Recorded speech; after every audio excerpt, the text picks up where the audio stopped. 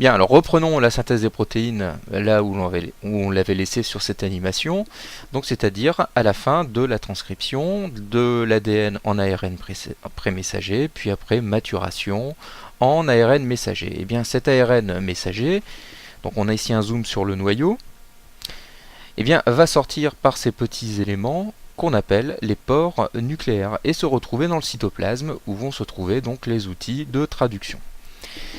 Alors, la synthèse des protéines va commencer par la fixation d'un ribosome sur le codon initiateur de l'ARN messager. Alors, vous avez ici donc le ribosome qui est constitué d'une petite sous-unité et d'une grande sous-unité. Ce ribosome va jouer le rôle d'une tête de lecture et va avancer le long de l'ARN messager et va associer à chaque triplet de nucléotides un acide aminé correspondant. Alors voyons les premiers acides aminés, par exemple, d'une chaîne polypeptidique. Donc lecture du codon AUG, qui est le codon initiateur. Suivant la règle du code génétique AUG, il s'agit donc de la méthionine. Premier acide aminé qui va être fixé. Le ribosome va ensuite lire le triplet de nucléotides ou codon suivant, UGC. Donc UGC correspond à l'acide aminé cystéine, et entre les deux acides aminés va faire une liaison peptidique.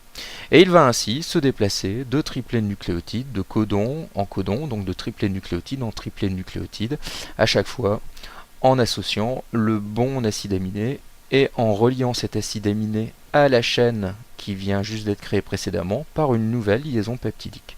Alors accélérons un petit peu le processus. Donc on voit ici l'élongation donc de la chaîne polypeptidique.